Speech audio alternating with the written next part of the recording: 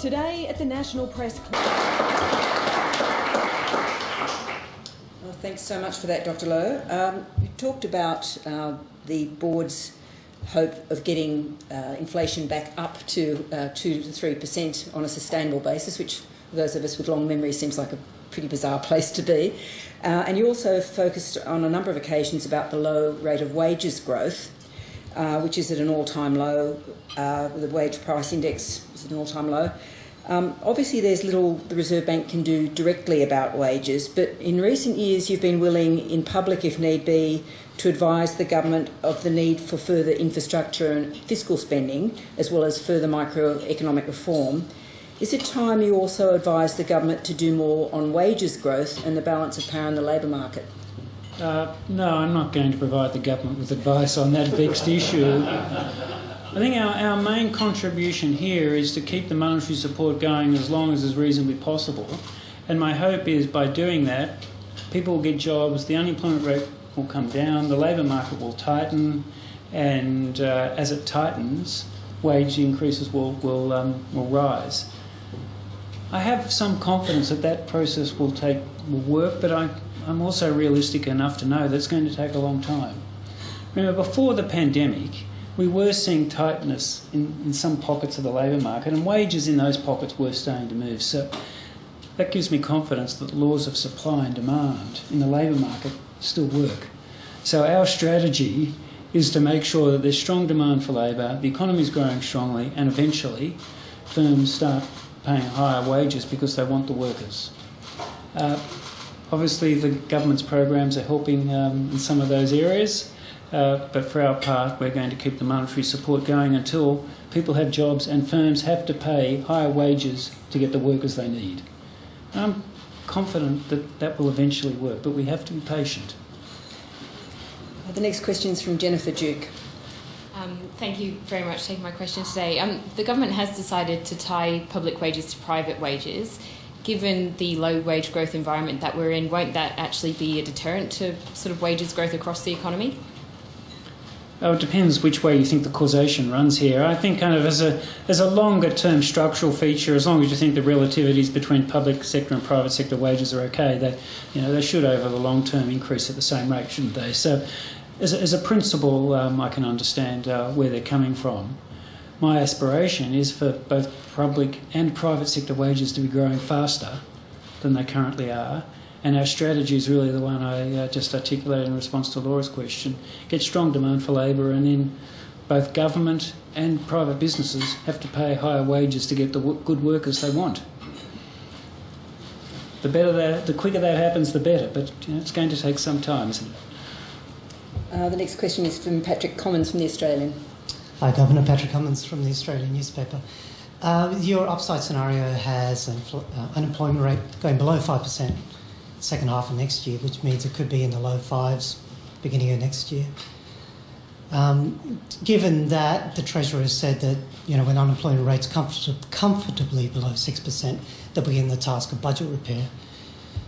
Next May's budget, not the coming one, but the following one, could be one of tighter fiscal policy, in which case are you concerned that tighter fiscal policy could complicate your task of getting inflation rate back to 2 and 3%, you'll have fiscal and monetary policy potentially working at cross purposes again? Well, there are a lot of conditions in that question, aren't there? You've got to kind of achieve the upside scenario. The government's got to respond to that with tight fiscal policy. And so it's not my business to be kind of commenting on hypotheticals. All I can say is that what we've seen in the past year is the fiscal response has been incredibly important in the recovery of the economy. It's helped across a whole range of dimensions, and I've welcomed publicly what the federal government has done and what the state and territory governments have done. I think they've done the right thing by the country. We've had to borrow more to do this, and I think it's been exactly the right thing to do, to borrow against our future income. I'm hoping that they'll continue to respond in the same flexibility in the future. If we need extra fiscal support, I hope we get it, but I think it's too early to be speculating about what might happen in the middle of next year. We've got to get through this year's budget, haven't we? Just. Matthew Cranston. Governor Matt Cranston from Fin Review. Central banks around the world in a cold war on currency at the moment. It seems to me that regardless of how fast the domestic recovery happens in Australia, you're going to have to be doing QE for years. And with all that cheap money around, do you really think we're not going to get dangerous asset price bubbles in things like houses or stocks like GameStop? Now, quite a lot of elements to that question. Are the central banks in a cold war? The answer to that's no. Every month I'm meeting with the governors of the other major central banks and we discuss this issue. We understand that part of the transmission mechanisms through the exchange rate. No one wants to see in the current environment their exchange rate really go up by that much. So if some central banks are doing quantitative easing, most of the rest of us feel like we need to do that as well. Otherwise, our currency will go up. So it's not a kind of, we don't think about this as a war. It's just how monetary policy is transmitted to the real economy. Are we going to be doing this for years? I hope not. I don't expect we will need to do it for years.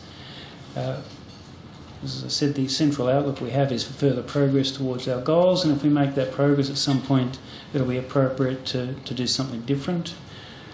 Am I worried about asset prices rising too quickly? At the moment, not especially so. Now, there's a lot of focus at the moment on the fact that housing prices are rising again, and the stock market's been strong as well. But the National House Price Index today is where it was 4 years ago. So we've had no net increase in national housing prices over the past 4 years, and the capital city price index is lower than it was 4 years ago. In regional Australia, it's a bit higher, and in the equity market, we're not even back to where we were at the beginning of last year. So I find it hard at the moment to express concerns about at least the developments in asset prices to date. It's possible that housing prices could rise further, but there are also factors working in the opposite direction, aren't there? That population growth is at the lowest since 1916. The rate of new home building at the moment, house building, is the highest in decades. We've still got falling rents for apartments in Sydney and Melbourne. So there are a lot of dynamics going on here. At the moment, I don't see anything that's unsustainable. The issue for us would be if, on the back of rising housing prices in particular, people were borrowing a lot of money and they weren't doing that sensibly. And APRA, and with the assistance of the Council of Financial Regulators, showed a few years ago if that were to happen, we're prepared to step in. So there are a lot of elements to that question. I hope I addressed most of them. Andrew Probyn. Dr. Lowe, Andrew Probyn from the ABC. As your speech was indicating, there's a lot of the economic recovery depends on the vaccine rollout. What work have you and your colleagues been doing on vaccine hesitancy, and what concerns would you have if well-known Australians, including elected officials, were to act in a way that would cast doubt on the efficacy of vaccines? We haven't done any particular work on kind of whether the population is going to take the vaccine in a large enough quantities, but that's not my area of expertise. We take the advice from the government, and I noticed the Prime Minister, when he was asked a similar question earlier in the week, said he takes his medical advice from his doctor. I think that's probably the thing for most of us to... So I would certainly... Well, that's where I take my medical advice from the doctor. I'm not a big YouTuber or social media person, so I generally would go to the doctor, and to the extent that advice is transferable to other people, I think it would be sensible. But it's not in my area of expertise. We just take the government's plans for rollout and we factor those into our forecasts. The bigger issue is kind of, I think, a global one. The advanced economies will get a fairly high share of their population vaccinated fairly soon, but there'll be many other countries where that won't be the case. If that's the situation, will the international borders open up? Will we find a way of doing that safely? Because the closure of the borders, while it affects individuals, they can't see their families and they can't travel, it's also affecting businesses. I know quite a few businesses, when I ask why they're not investing, they say, well, we can't get the technical specialists from Germany or the US to come in and put in place the plant or do the software. a lot of stuff can be done by Zoom now, but not everything can. Kind of commissioning a new plant and some type of technology work can't be. So if we can get the vaccines globally, then we'll be able to open up the borders, and I think that'll give firms another reason to invest. But we don't do any particular work on this issue. Chloe Boris from Network 10. Chloe Boris from Network 10. Could you please explain in the simplest terms, perhaps keeping in mind your audience outside of this room, when the RBA decides to purchase government bonds, as it's doing, where does the RBA get that money from? Is it simply a matter of printing new money? How does it work? Well, it's not. It's not printing money. People think of it as printing money because once upon a time, if the central bank bought an asset, it might pay for that asset by giving you notes, bank notes. So you'd have to print. I'd have to run my printing presses to do it. We don't operate that way anymore, obviously, because we live in an electronic world. When we buy a bond from a bank, the way we pay for that is credit the bank's. But we use Westpac, it's the sponsor of today's event. If we bought a bond from Westpac, we would credit Westpac's account at the Reserve Bank. And that creates the money electronically. That's how a modern system works. And then Westpac could use that money, hopefully, to make some loans to some of its customers. But we can create money electronically, and that's what we do these days. The central bank is the only one who can do that. That's the unique feature of a central bank, and that's why you want, this is my final point here, that's why you want a lot of governance over the process of doing that. You wouldn't want everyone to be able to do this, would you? So you've got a governance, you've got kind of strong board with a mandate, legal responsibilities, and we take it incredibly seriously. And we're laughing now, but it's not something we take lightly. We take it incredibly seriously, and we know we're doing this in the national interest. But it's a heavy responsibility to be able to just create money like that. Dr. Lowe, Ross Greenwood, Sky News. Just on that subject as well, given the debt that's being accumulated through government, given, of course, the very low inflation, it is one of your scenarios, low growth, low investment. Is it one of those things where Australians need to prepare their children and grandchildren for the fact that they might be less well off than what their parents' generation were, simply because there are not the opportunities, because government is curtailed into the future? Is this something that you try and explain, say, for example, to your children when you go home and explain to them what you've done at the office that day? No, I certainly don't prepare them to have lower living standards than I have. I talk to them about the importance of education, about the tremendous opportunities the country has across a whole range of areas. I see fantastic things happening on the digital economy, tremendous opportunities in energy. So I talk to them about opportunity and technology, because I think in the end that's going to drive stronger living standards in Australia. The two things that are really important for our future prosperity are developing new technologies, because that drives living standards, and developing our human capital. As I sometimes say to my kids when I'm in lecture mode, Australia became really wealthy and prosperous largely from what was in the soil and what we could grow in the soil, kind of over the last 200 years. Over the next 200 years, it's going to be what comes out of here, not what comes out of the land.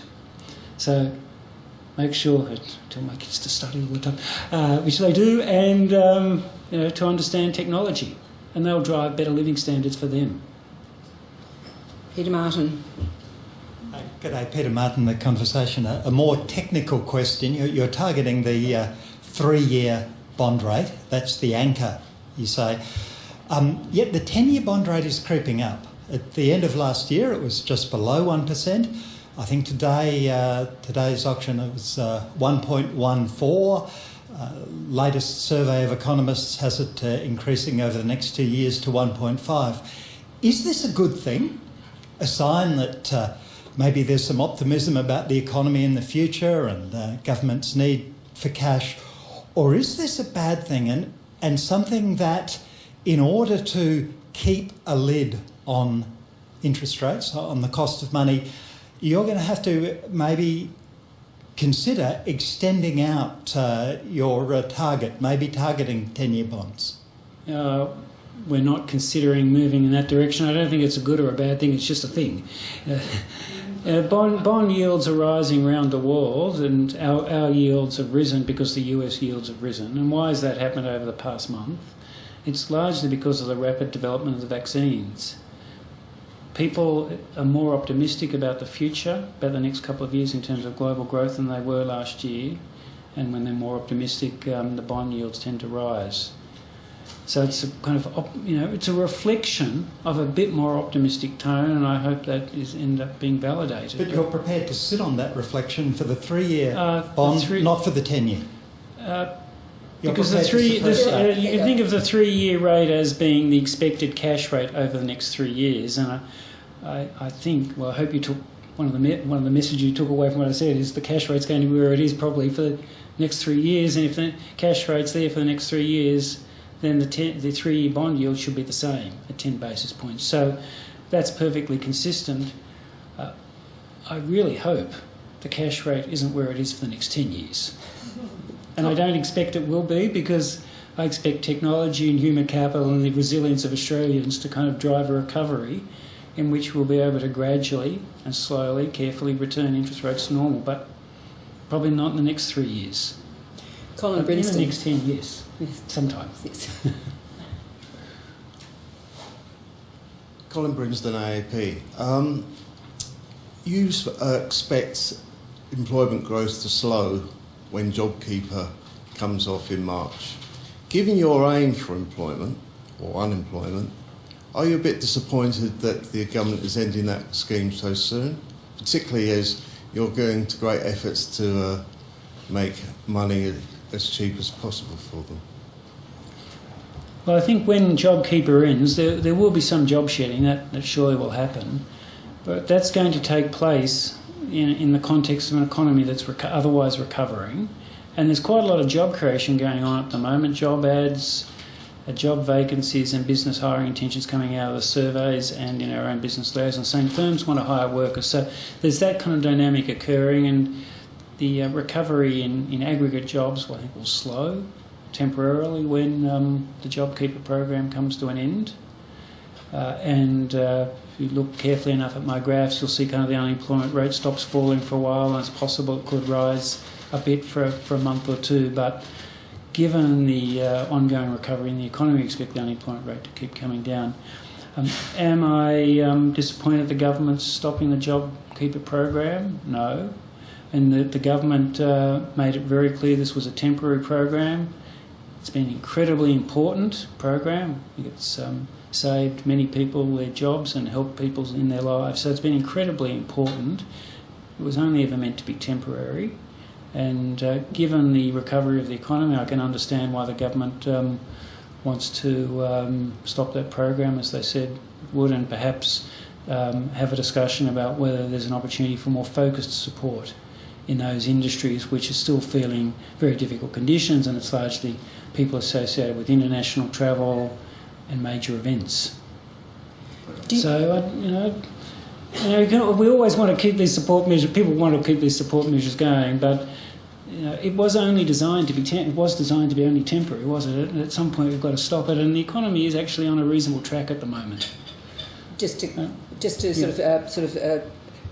consolidate that point, you're seeing JobKeeper coming off as part of perhaps a blip in the economy rather than a cliff in the economy. Yeah. At the moment, we're seeing it very much in terms of something that will slow the decline in the unemployment rate temporarily. I mean, it's quite possible we have a month or two where the unemployment rate blips up, but we've got to remember that this is being withdrawn in the context of an economy that is recovering.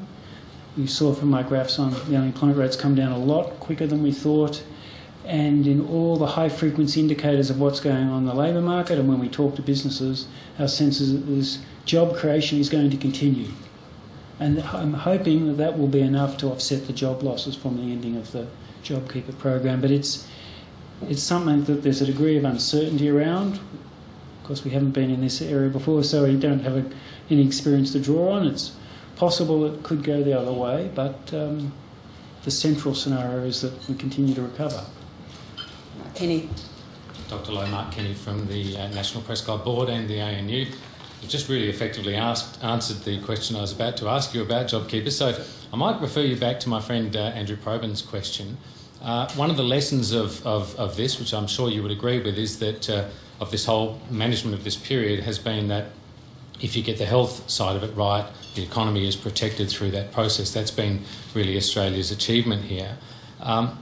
And therefore, any questions about the vaccine, which is the next stage of this and upon which a great deal of confidence rests, including all of those business investment decisions you were talking about, the vaccine is fundamentally important.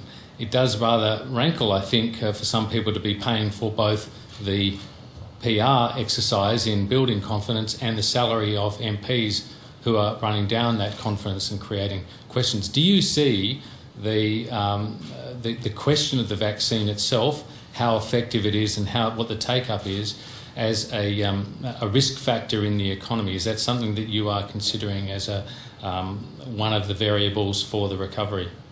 Not particularly. I'm starting on the proposition that most Australians are very sensible. They'll do the right thing. We've seen that over the past year.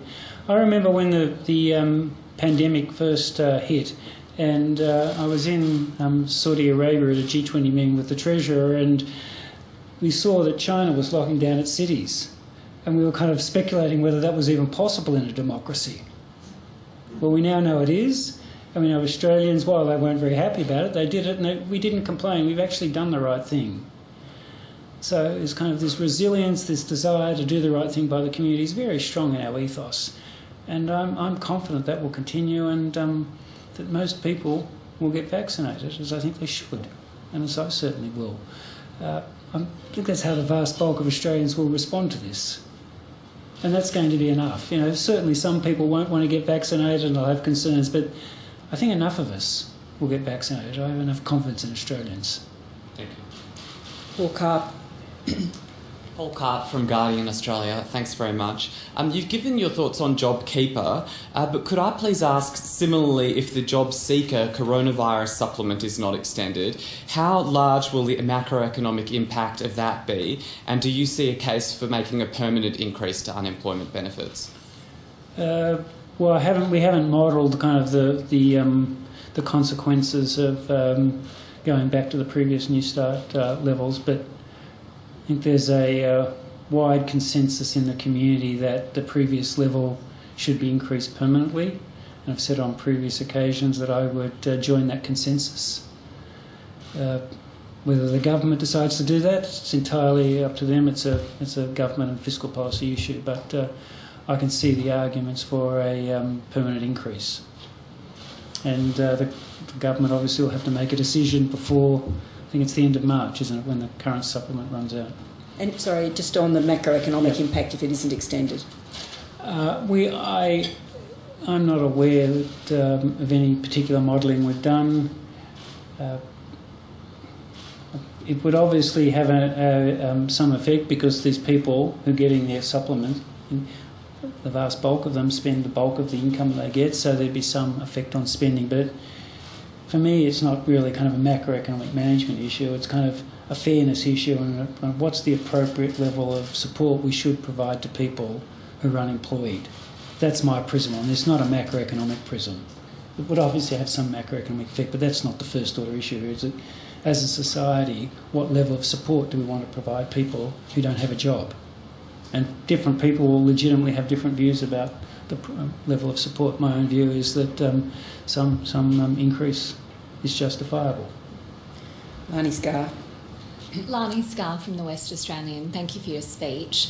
How much do you think the current China trade tensions are impacting our economy? And do you have a forecast for how long you think it will take until that's repaired? Can it be repaired between Australia and China? You're out of my area of expertise here. You must have a view. Well, I listened to the Prime Minister talk about, I think in this room, was it on Monday? But I don't have anything to add to what he said. My area of relative competence is what's going on in the Chinese economy now, and it's recovered pretty well. It got on top of the virus quickly. It had big subsidies and support for producers, and unlike the advanced Western economies, it didn't focus on income support to households. It focused more on support to businesses, and that generated a big increase in production, and now that's starting to flow through to increase consumer spending. The Chinese equity market's been strong, interest rates have gone up and the exchange rate's gone up. So the current Chinese economy is doing better. That's my area of expertise. Obviously, the tensions with China affect our own economy, but how they're going to be resolved, I think you're better listening to the Prime Minister than me. Shane Wright. Governor Shane Wright from The Age and the SMH. In the middle of 2019, a trio of RBA economists released a report, research on the so-called debt overhang effect, that people who, as they increased the amount of the size of their mortgages, even if the value of the house went up, it affected their household consumption. These researchers from your own organisation found that as you lifted debt, consumption came down. You've got a huge amount of debt being held on by mortgagors at the moment. Is that an issue that you might see play out, given that you've got interest rates so low and you've committed to such a long period of time, that will feed into higher debt levels and that will then flow back into lower consumption once all the support disappears? It's possible, but over the past year, debt levels for many people have actually declined. You've seen record balances being held in these offset accounts that people have against their mortgages and the redraw facilities. Every month we're surprised at how much has gone into those. So many people have used the extra government support and the fact they haven't been spending as much because they couldn't or they were cautious to pay down their debts. So I think that's a positive development. It's added to the resilience of the household sector. Their balance sheets are in better shape than they have been for some years. So that's where we are now. It's possible, certainly, that we could go through a period of rapid credit growth again and people start borrowing because interest rates are low and they want to buy houses. The issue, as I said in my prepared remarks, is are people doing that responsibly and carefully? And are the banks applying decent lending standards? In the last housing boom, lending standards deteriorated too much and APRA and the Council of Financial Regulators stepped in. If we saw anything like the same developments occur again, we would do the same. So it's a risk there, but there is a policy response if that risk starts to manifest itself, and something we'll be watching very carefully. At the moment, I'm not worried, but that could change. John Keogh. Thanks, Dr. Lowe. John Keogh from the Australian Financial Review. You've made the rather extraordinary pledge that you don't believe interest rates will rise for the next 3 to 4 years from the rock bottom 0.1%, which means potentially you may never raise interest rates in your 7 years as governor. My question to you is, I understand the forward guidance value you get out of making that pledge, but how much confidence do you have in that and how much credibility does it have? Your own presentation today showed that we're easily outperforming RBA's central forecast and also its more optimistic upside forecast. New Zealand today reported unemployment of just 4.9%, perhaps a good lead indicator for Australia. And we're getting asset price appreciation, and also there's going to be limited labour supply from immigration not being allowed over the next year or so, so maybe unemployment could fall even faster than we think. Is the 3 to 4 year pledge too good to be true? Can I just take an issue with the word pledge? I haven't kind of pledged anything. All I've said is that we're going to keep interest rates where they are until inflation sustainably within 2 to 3%, and I don't think that's going to be until 24. So that's what I've said. You might have a different view and you might think that inflation's going to get back there kind of next year. Maybe. But that's not my view, so I'm just... I'm big on kind of openness and transparency, so I wanted to share my view with you, but I'm certainly not pledging that. But I think there's a high degree of confidence that that will be the outcome. It's certainly possible, and I hope the unemployment rate comes down more quickly than we have forecast.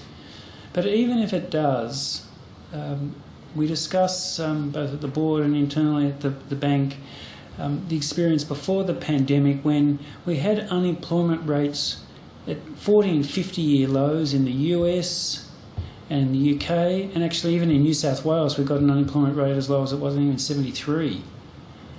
And even then, wage growth was kind of two and a bit, increasing only very slowly. So there are some really powerful structural factors at work, not just in Australia but globally. They relate to kind of globalisation of supply chains, which may be in reverse.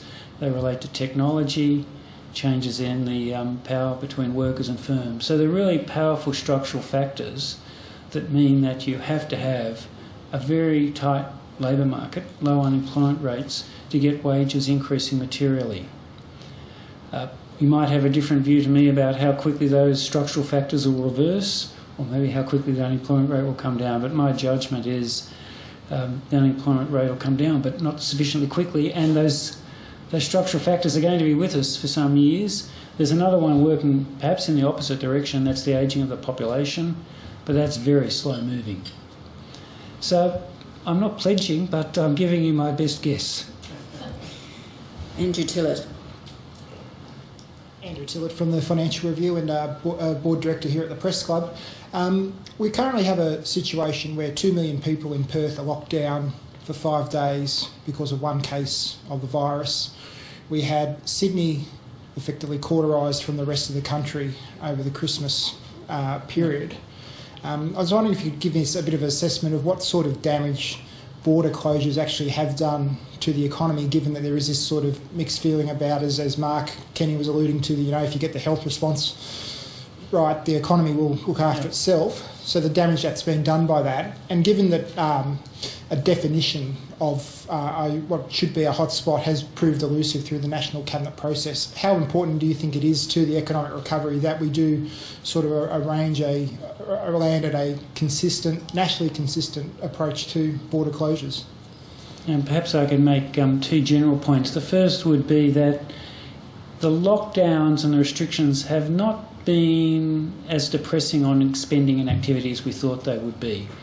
Because what we discovered, we probably should have known this, that people find other ways of spending money and to do their business, don't they? If in Perth you can't travel to Sydney, you might spend your money on something else. So people, there's tremendous resilience, adaptability and innovation in the way we go about doing things. So that has helped the economy, as I spoke about in my prepared remarks. I think the other general point, and this is something that I kind of feel in my job, in these public roles, you're having to make trade-offs all the time. And you've got trade-offs between inflation and unemployment, housing prices, financial stability, and so as a public official you're having to make trade-offs all the time. The premiers are having to make very, very difficult trade-offs, aren't they? That, if they shut down now, they improve the health situation. Hopefully in the end that improves the economic situation, but in the short term it imposes economic costs. And we know, I know this from my own experience, that the shutdowns impose personal costs on people. You can't see your family and friends. So there are all these type of trade-offs the politicians are having to make, and we can all sit there and criticise how they've calibrated those trade-offs, but by and large the Australian political class, I think, has done a remarkably good job at managing those trade-offs. If they done it perfectly, everyone here in this room will have a different view, but broad sweep, I think, given the difficulty of making trade-offs, they've done a pretty good job. I'm getting close to time, but next question's from Tom Connell. Tom Connell from Sky News. Governor, I thought I'd better throw one in about the old modern monetary theory debate because it rages on. We've got this huge amount at the moment, obviously, of bonds being bought. Last time around during the GFC, perhaps the inflation a lot of people predicted didn't come, but if it does at some point, obviously a massive or a spike in inflation is a pretty bad thing for an economy. Are you looking at any other warning signs aside from just inflation itself as to whether that's a threat in the future given all the government bond buying at the moment? Well, just for clarity, we're not involved in modern monetary theory, which is the central bank directly financing the government. We don't do that. We will not do that. It's not even on our radar screen. So, in fact, you may have heard me before say modern monetary theory. There's not much monetary, not much modern, not much theory in it. But but the more substantive part of your question was: is there an inflation risk that's more serious than the one I've been articulating? It's possible, but I think it's very unlikely again, because to have sustained increases in inflation, we've got to have sustained increases in wages. And for the reasons I was talking about before, I just don't see that on the horizon. It's possible that we do get some pockets where there are price increases because demand is strong. as I was saying to my colleagues this morning, the laws of demand and supply still work. We know that. When people have bought a lot of homewares in the last little while, the price of homewares are rising at the fastest rate in a decade. And some other consumer goods, the price of electrical goods, are they're falling at the slowest rate in a decade, is because there's been strong demand. So we could see adjustments or interruptions to the balance between supply and demand that cause some prices to rise quite quickly. But do I worry about a generalised outbreak of inflation? No, because I think the wage dynamics are such that it's hard to see wages returning to 4% growth. Now, I'm hopeful in the medium term to deliver the society, well, it won't be me, but the central bank delivers inflation rates of 2.5% on average. There's at least 1% labour productivity growth. That would mean wages growing at 3.5% and hopefully a bit more. It seems a long way away, doesn't it, to have wages growing at 4% when they're growing at 1.25%. Absolutely. Could change. We know a lot of things change quickly in this world, but this is not one that I'm expecting to change quickly. Final question today is from Tim Shaw. Thanks, Laura. Tim Shaw, Dr. Lowe, Director of the National Press Club. You've spoken about responsible lending practices and the importance of being able to keep that in check. We don't want to repeat some of the practices of the past. Can we talk about the responsible borrowing practices of state and territory governments? In the context of their debt levels, the Commonwealth's been investing nationally, as we know, during the COVID pandemic. Can you run a ruler over the states and territories, their capacity to borrow? Because it was only a little while ago that we were going to be back in the black federally. What's your view about the investment practices and the borrowing practices of states and territories here in the Commonwealth? Well, I have been both publicly and privately encouraging the states to spend more, particularly on public investment. So I can hardly criticise the borrowing that they're doing to fund that, and I wouldn't be inclined to criticise them either, because they've played a very important role in the national fiscal response, and particularly over the next year or so, the infrastructure programs they're rolling out, it's going to support jobs, help the economy, and it's entirely appropriate they borrow to do that. Most of them, and this is the same for the federal government, have not baked in permanently high levels of spending. I think that's quite important that governments don't do that. You can only have permanently high levels of spending if you have permanently high level of taxes, and there's obviously a disinclination to do that. So we shouldn't have permanently high level of spending. But during a once-in-a-century pandemic, it's exactly the right thing to do, to borrow against our future income, build the infrastructure we need, and then to pay that debt down gradually over time. It's exactly what they should be doing. And I've been encouraged by what the state governments have done in response to the pandemic. I think it's proportionate, sensible and affordable. We'll conclude on that note. Please join me in thanking Dr. Lowe for his suggestion.